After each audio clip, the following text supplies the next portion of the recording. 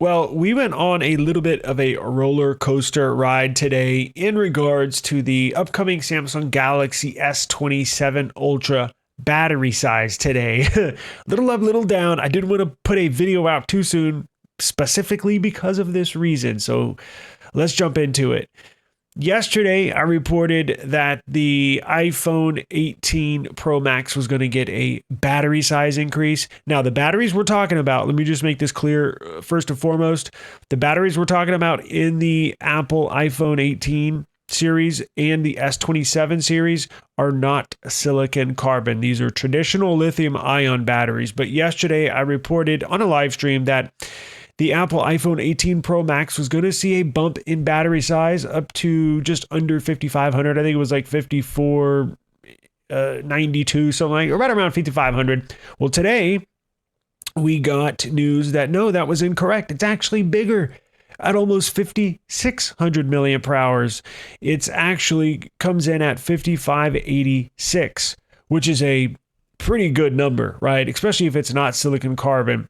Now, Apple is okay with making their devices heavier, with making their devices thicker, because the last 2 years, the Pro Max model has seen a heavier frame and a thicker body.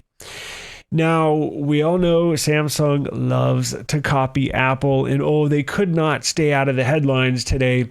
Although I think this leak came from a non-Samsung employee, but there was a leak earlier today that said Samsung, it fell right in line with what they do, and that's why it almost got me.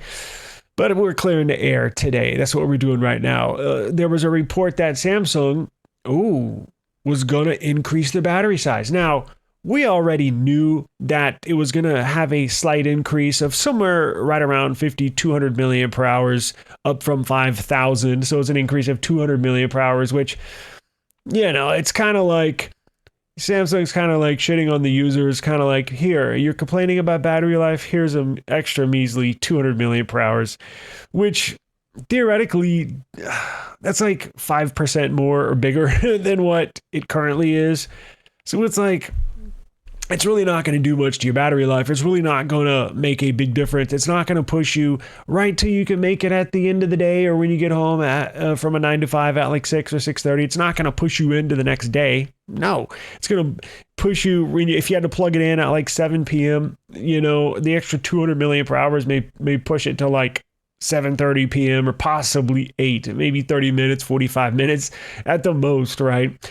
So today we got word that no, we can expect a much bigger increase in battery size. I'm going to put this up on the screen and you can see exactly what news leak today had everybody in a frenzy. So this person named Schrodinger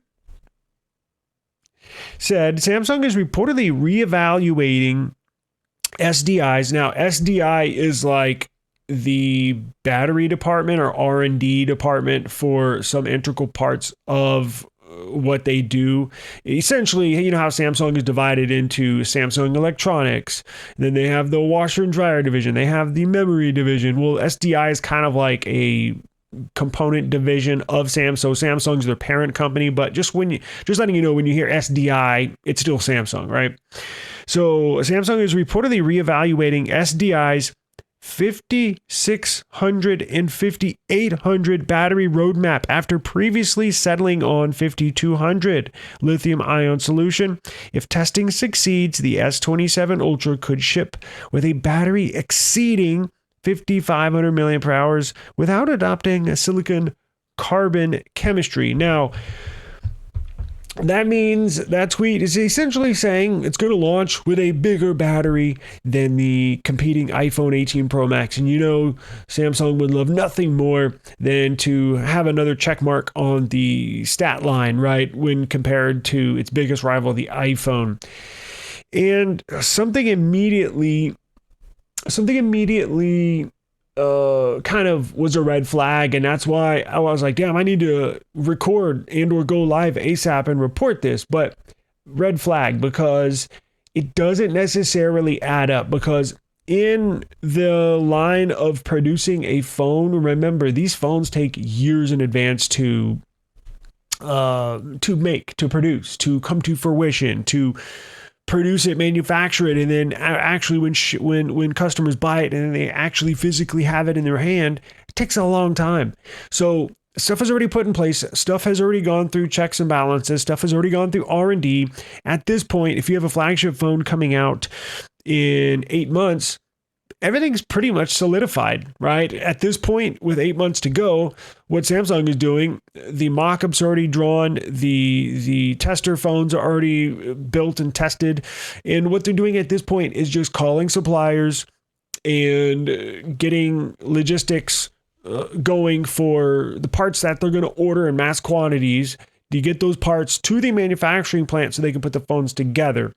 All the designing, all of this stuff is already done. They do that in about the roadmap, the timestamp that these manufacturers like Apple, like Samsung want to have going into a phone launch is right at about the 12-month period. They want to have everything finalized as far as design, weight, thickness, parts, sourcing the parts. And then once you pass that 12-month period, moving into that 1 year, that's when you get the logistics for the parts, sourcing your sourcing partners, getting the parts in a warehouse so you can eventually manufacture it. Well, we knew months ago, 6 months ago, even before this was launched, the S26 Ultra, we knew there were solidifying reports, rock solid reports saying that the device, because we knew it was going to look different, right? The design, we knew that it was going to get a little thinner. Samsung loves those thin phones. The S25 Edge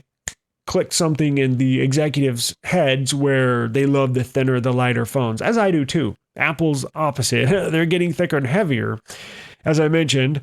But just the simple fact that at this late in the game, they're making a huge decision like that, because if you're sold on a 5200 milliamp per hour battery, and then at the last second you want to bump it up to 5600, possibly, that's a huge increase. That's going to add thickness to the back of the phone. That's going to take up more space inside the phone, which means go back to R&D, redoing your CAD designs. It's too much. You cannot make a late in the game decision like that. Now, bumping it up to, if the final number is 5,200, if they said, oh, well, we settled on 5,250, going at 50 milliamp per hours, I can understand that. That's maybe just a half of a millimeter, maybe here or there, but 500 milliamp per hours, no. Everything, and y'all know, when you open up these phones, everything is jam-packed. Everything is designed to the 100th, if not 1000th of a millimeter inside of these phones. So that's like, when I saw it, I was like, oh shit, oh, that's insane. Of course, Samsung's going to copy out. They want to beat Apple on the spec sheet. It's too late. And that's why I knew I was going to hold on to this, but Ice Universe beat me to it. This shit just does not make sense, and I don't put any weight behind this, because I'm also going to put up on the screen, Ice Universe saw this same tweet that I did, and he's ashamed, not of me, but he's ashamed of some of these tech publications. Because that's where I saw the headlines. Some of these tech publications came out, oh my God, Samsung's going to put a bigger battery in there now. Shame on you. You should have done your homework. Or at very least, you should have waited for Ice Universe to put out a tweet, because he's the most rock solid Samsung leaker online. He's basically everything he says comes true. I'm going to say everything, but okay, 99%, 98%. He either works inside Samsung or knows a couple people that work inside Samsung that give him the good information. So I'm going to put this up here on the screen. He just posted this just maybe an hour or two ago, and I was like, I knew it. So read this with me. He says, there is currently no reliable evidence or credible information suggesting that the S27 Ultra will feature a 5,500 milliamp per hour battery. I hope fans and media outlets will not easily believe claims that lack clear and trustworthy sources. Considering this source's history of repeatedly sharing inaccurate information, we do not consider him a reliable source. I clearly remember a similar situation last December when someone from the same circle claimed that the S26 Ultra would come with a 5,400 milliamp per hour battery. Many media outlets believed and reported it at that time, but the information was eventually proven to be completely false. In addition, there is also a clear logical issue with this latest claim.